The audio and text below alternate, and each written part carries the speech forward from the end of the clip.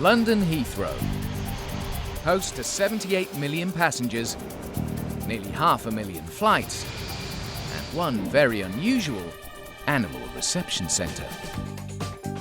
Animals passing through Heathrow come here to be checked in. Oh, you're so pretty.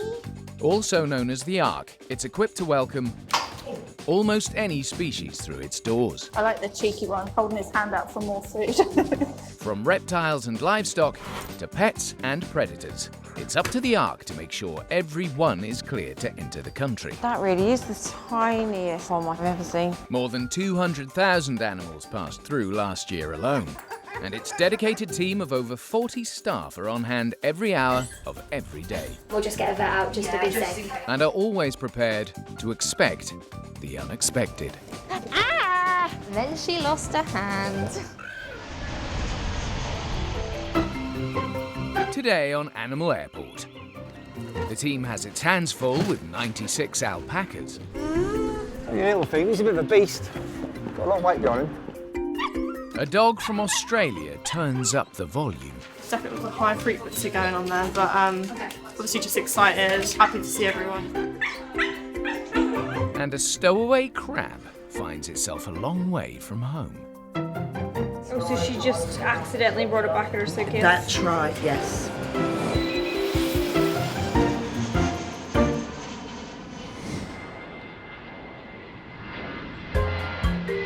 Heathrow's last scheduled flight of the day lands at 11:30 p.m. So there's always a night shift team at the Animal Reception Centre ready for late arrivals. Tonight, Animal Health Officer Stuart is in the stable yard waiting for an extremely large shipment from New Zealand. We've got 96 alpacas, which is the most I've ever seen, and I've been here 23 years. So we've got literally all hands on deck coming in. We've got Dan, who's never handled them before. He's stayed on extra. I've come in off my shift. We've got 2 work experienced girls that are staying on, want to get involved as well. Intern Dan is used to dealing with cats and dogs, but he's keen to get experience with these unusual arrivals. I've not seen a single one in my time here at Heathrow, so this will be my first alpaca. Don't know much about them. I know they can spit in your face, so I'll be trying to avoid that. Alpacas originate from the Andes Mountains in South America, but are now farmed all over the world. These ones are travelling to different owners across Europe. We have got an alpaca expert that's come with them, an alpaca groom, so we basically do what he tells us. All right, so the next lot will come will be this crate here, crate 5. Alpacas need specialist handling, and groom Steve has travelled with them throughout their journey. Okay. Actually, no, we'll get the UK ones out first. Okay. There are nearly 100 animals to deal with. Organisation is key if things are to run smoothly. Now, because we've got 3 different trucks, multiple destinations, I've coordinated that we get the crates in sequence per truck. Okay, well, what we do, you're the I'll boss. You just tell us what you want us to do, and we'll just follow your instruction. First, the team needs to get the animals into the stables. Alpacas are usually friendly and docile, but they can kick or spit when threatened. And there's one particular traveller that even seasoned handler Steve is wary of. There's actually one male in there that I've got a halter for him. He's a little bit hard to handle. Right, okay. He's a bit cranky. It's your one then? Yeah, I'll handle it. Okay. A lot of testosterone in this guy. He loves his females. So any of the females around, he'll carry on for a bit. He just wants to go near them as much as he can. But any other male too, he's very territorial. Known as machos, male alpacas sometimes act up around females. So Steve wants to get this guy out of his crate before any of the others. And the plan seems to be working. Yeah, probably didn't see any females yet. It's tempting mind changing when the girls come out. One down, just another 95 to go. The government vets need to read each alpaca's microchip to check it matches up with the paperwork, proving it's all had the right vaccinations and health checks. We have to grab one alpaca to get that one out, and then they all come out then. But it's trying to get one of them to make the first move. Alpacas are herd animals and they like to stick together, so they can be moved in batches. It's just getting them over that step first. Once they're over the step, they should all come out. There you go, let's see. Yeah, a lot of it's body position. Alpacas have got really good vision, and if you position yourself towards the back end, they'll see you at the back end and they'll move forward. A couple of people with your arms out will just move them quite comfortably. We had quite a few people helping us, so we were quite lucky in that sense that we could just make a corridor and herd the alpacas. Otherwise, if we were to do them one by one with less people, it would have been way more difficult. The first wave of alpacas has already been offloaded, but Dan hasn't managed to get close to one yet. Still haven't touched a single alpaca today. I will ask if I can lead one up. That'd be a good experience. Yep. And with 7 crates yet to be tackled, there's still plenty of opportunity.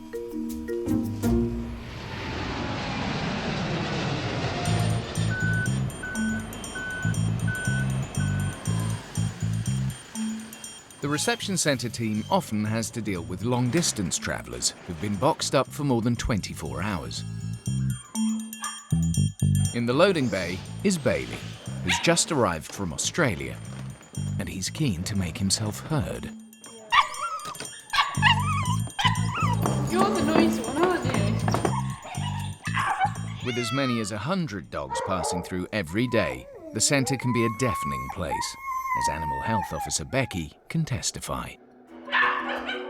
It can be quite distracting when you first start, but because it happens every day, you just sort of learn to ignore all the barking. And it's not their fault, they're just extremely nervous, and we do understand that. So, and we do have a whole thing of earplugs in quarantine, which I do use sometimes if I can't bear it. But in quarantine, we have classical music playing, which helps, but we don't have that over this side. I'm just going to move this out here to pop this up somewhere so it's out of the way. Becky needs to check that Bailey's microchip number matches the paperwork to show he's had the vaccinations he needs to enter the country. Coming up? It's also a chance to stretch his legs and eat, which the team hope will calm him down a bit. Definitely with a high frequency going on there, but obviously just excited, happy to see everyone, just wanted to be released into the world. In the waiting room, Bailey's old friend Sue has come to pick him up. He's a little cav poodle from my sister, and she's coming back from Australia to live. She's coming back for good after 20 years, and they've had Bailey about 4 years now from a puppy. A cross between a poodle and a Cavalier King Charles Spaniel, the Cavapoo is one of Australia's most popular breeds. I love him to death. Yeah, he's got a great character. He's very clever. He taps the door if he wants to go out. But even in his more spacious accommodation, Bailey is as chatty as ever. The team can only hope he clears customs soon.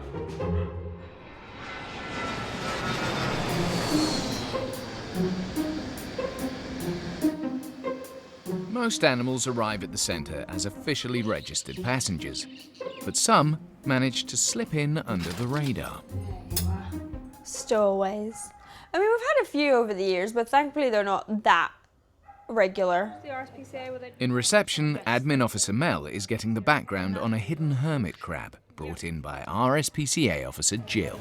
We got it from Wandsworth, the lady that brought it back in her suitcase. Oh, so she just accidentally brought it back in her suitcase? That's right, yes. Obviously, when she was going to go and do all her washing, she found it. It was moving along the floor.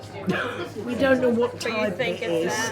No, that's where it's come from. In Thailand. Yeah. When it comes to stowaways, a lot of people just wander into somebody's luggage. And then, you know, just haven't got a clue, and then they end up in cloudy, cold England from sunny Thailand, bless them.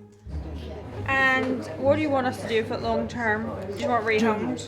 Yes, please, if possible, because we've got no idea where to take these exotics. We'll sort it out and I'll get you your container back. Yeah, that'd be lovely. Thank you very much. No problem. It's a crab from Thailand, South Thailand. Oh yeah, I can see his wee legs. I can see his wee legs. He's in there. He's in there. Mel needs to house the tiny fugitive while they work out how to rehome it. I'm just going to speak to one of the animal attendant supervisors, and what we'll do is we'll put in a little enclosure with some sand in the middle, and then, you know, some salt water one side and some normal water the other side, until we can do some proper research and find out what exactly enclosure it needs, and then we'll set it all up for it. Always check your bag before you come back from holiday. Always. With over 1,000 species of hermit crab worldwide, it could take a while to identify this elusive customer. He is actually in there. I looked. Really? Yeah, you can see some legs. Must be like a hermit crab.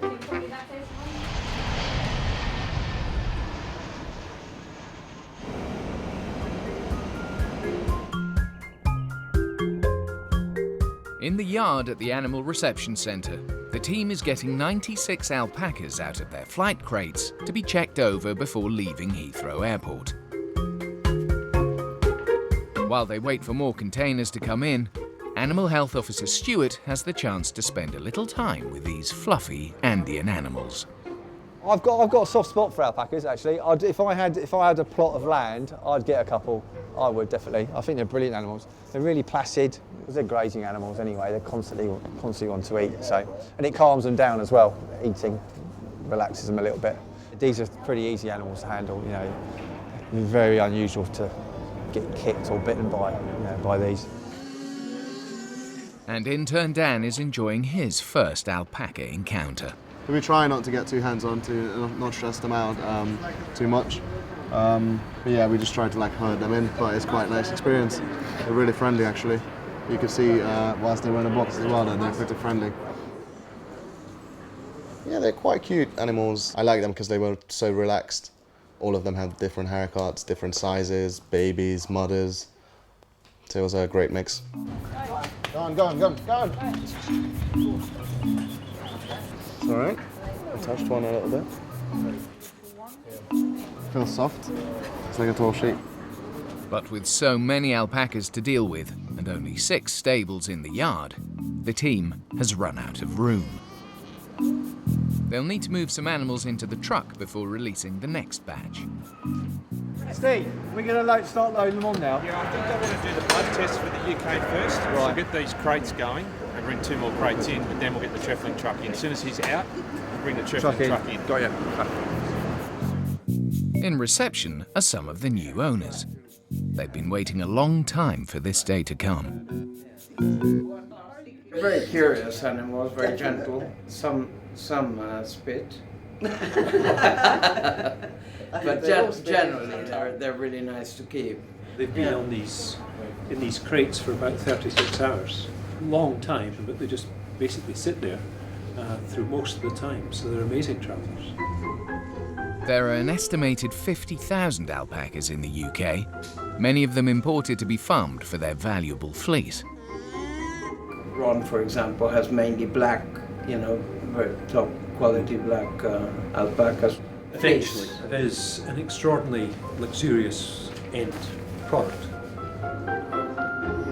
But not all of this group are staying in the UK.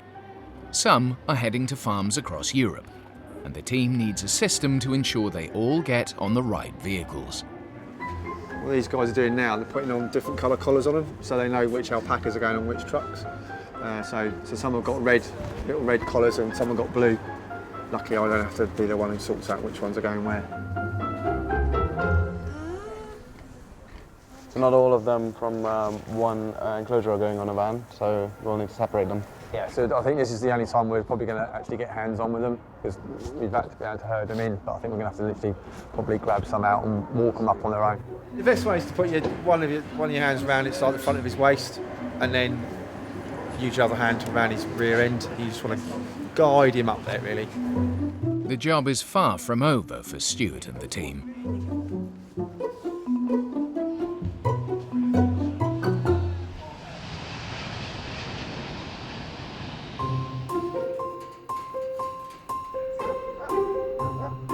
Good girl. Come on, Luna. In the dog wing, Animal Health Officer Becky has released Noisy Bailey into a kennel. She has to clean his box after his long flight from Australia. And there's a surprise in store. Oh wow, nice little bikini. Oh, what is that? No, it's just a boob tube. Oh, great. Jazz will tell you about the time when she opened her box and there was like a massive red thong in there. Do you remember? Owners like to put things inside their crates that smell like them because it helps to calm down the animal during their trip. So sometimes we get some quite interesting items like pants and a boob tube thing that we have today. I mean, it's lovely, like, it's fine, but it's just, it tickles us sometimes, that's all. Many owners like to include familiar items in their pets' travel containers, and this one seems to be calming Bailey down. So yeah, he's definitely a lot happier now. Yes. And with his paperwork checking out, Bailey can finally meet up with his owner's sister, Sue. Running away already. Hello, darling. Hello. A few weeks later in Brighton, Bailey's feeling much more relaxed in his new home with owners Laura and Steve. Great thing we've got a garden. As soon as you start throwing the ball, and he's sniffed everywhere and been for long walks around. He's a people dog, so it was probably his anxiousness to probably get out of the crate and that sort of thing. So Get with people. Get with people, and he likes his food, so he's probably quite hungry as well.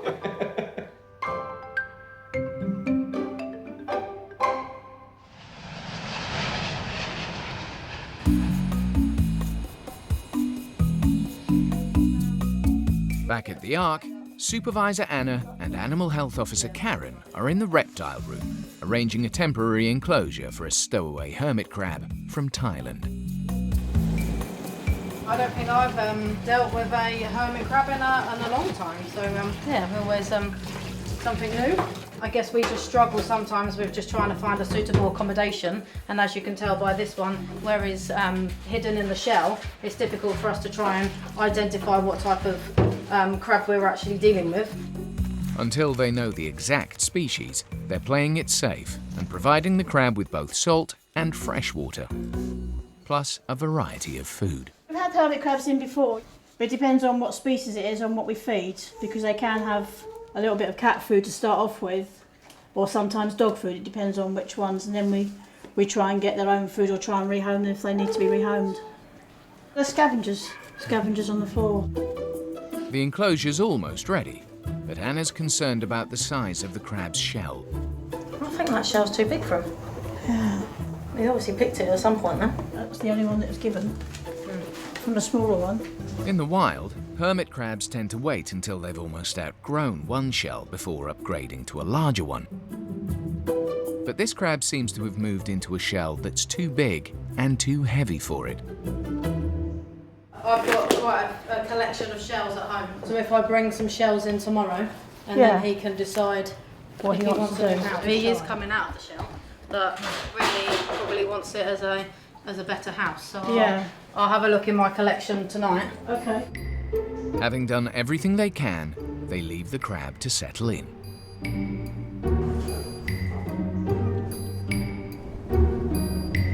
A few days later, Animal Health Officer Becky checks to see how he's getting on. We haven't been able to ID him yet because he hasn't come out of his shell. We can do what we can based on the fact that we know he's a hermit crab, but we don't know what he feeds or how he feeds, so we have been feeding him in different ways. So we've got some on his sand and some in the water. I'm not sure if he's actually eaten anything yet, but animals can take some time to adjust to their new surroundings and calm down a bit before they eat. Satisfied that the hermit crab has everything it needs, the team can now concentrate on finding it a new home.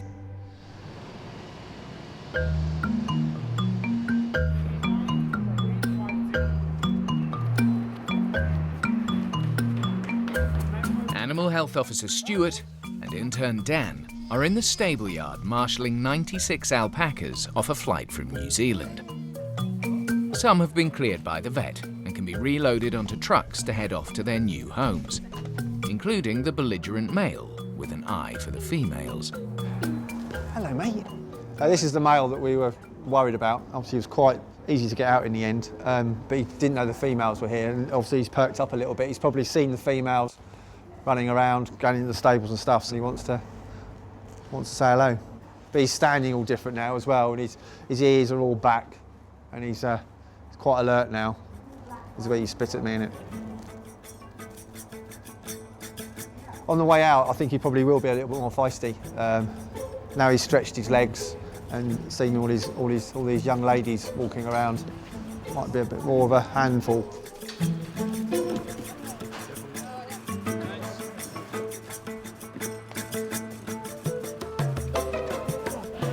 Little thing, he's a bit of a beast.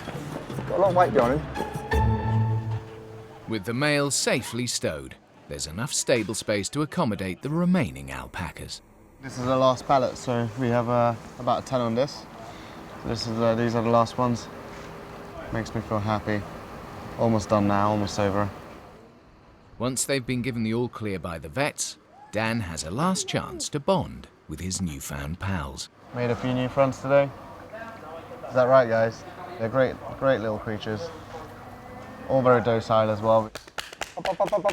This is the final group. I'm flagging now. I'm actually flagging. Not that way, boys. Come on, please. Don't make this hard. Come on.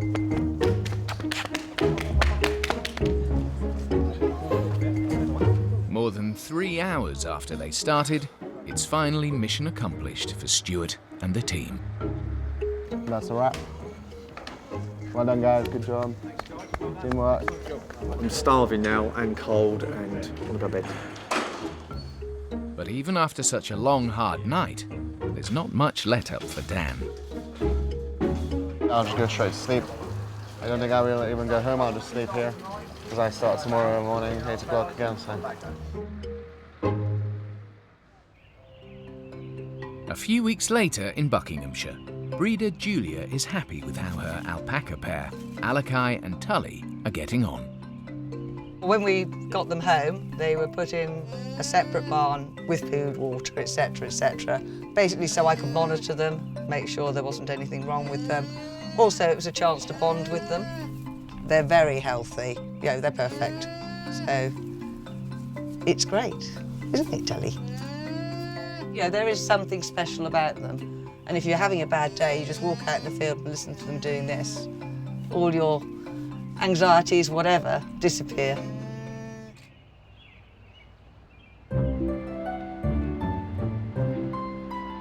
In Brighton, Bailey's still keeping the noise down. He's actually settled in really, really well. He's happy. We haven't had any problems with you, have we?